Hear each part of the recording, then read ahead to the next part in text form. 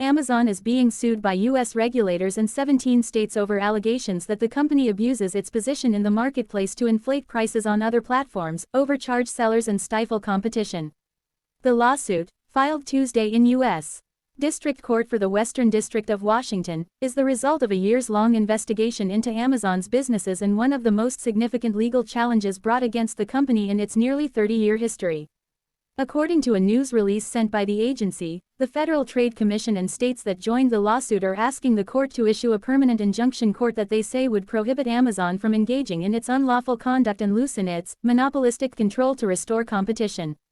They allege the company engages in anti-competitive practices through anti-discounting measures that deter sellers from offering lower prices for products on non-Amazon sites, mirroring allegations made in a separate lawsuit last year by the state of California.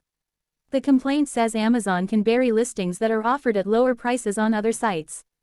The complaint also says the company degrades the customer experience by replacing relevant search results with paid advertisements, biasing its own brands over other products it knows to be of a better quality and charging heavy fees that forces sellers to pay nearly half of their total revenues to Amazon.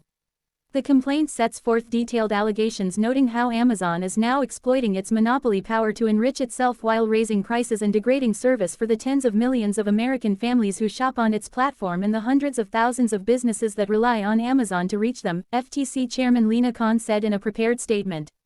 Many had wondered whether the agency would seek to a forced breakup of the retail giant, which is also dominant in cloud computing and has a growing presence in other sectors like groceries and health care. In a briefing with reporters, Khan dodged questions of whether that will happen. At this stage, the focus is more on liability, she said. Some estimates show Amazon controls about 40% of the e-commerce market. A majority of the sales on its platform are facilitated by independent sellers consisting of small and medium-sized businesses and individuals.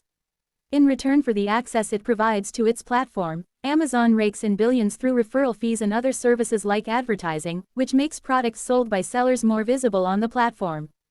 The vast majority of third-party merchants also use the company's fulfillment service to store inventory and ship items to customers. Amazon has been consistently raising fees for those reliant on the program and more recently imposed, and then abandoned another fee on some who don't, a move that was blasted by the company's critics. Last quarter, Amazon reported $32.3 billion in revenue from third-party services. According to the anti-monopoly organization Institute for Local Self-Reliance, the fees cost U.S. sellers 45% of their revenue in the first half of this year, up from 35% in 2020 and 19% in 2014.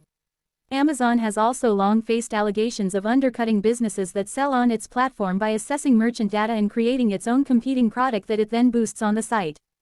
In August, the company said it was eliminating some in-house brands that weren't resonating with customers and would relaunch some items under existing brands like Amazon Basics and Amazon Essentials.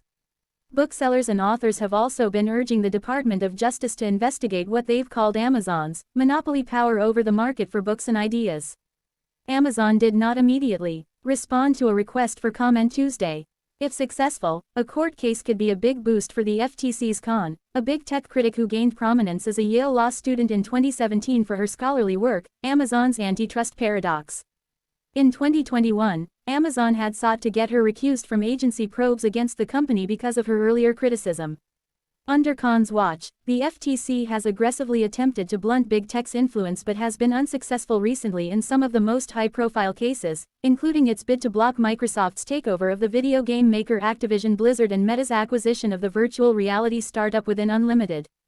The agency is currently in the middle of a protracted lawsuit against Facebook parent Meta, which it alleges to have engaged in monopolistic behavior.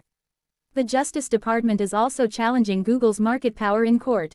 Some of the agency's allegations in the Amazon case mirrors those made in a separate lawsuit last year by the state of California. A similar case filed by the District of Columbia was thrown out by a federal judge earlier last year and is currently under appeal. The federal complaint follows other actions the FTC has taken against Amazon in the past few months. In June, the agency sued the company, alleging it was using deceptive practices to enroll consumers into Amazon Prime and making it challenging for them to cancel their subscriptions. Amazon disputes the allegations. In late May, the company agreed to pay a $25 million civil penalty to settle allegations that it violated a child privacy law and misled parents about data deletion practices on its popular voice assistant Alexa.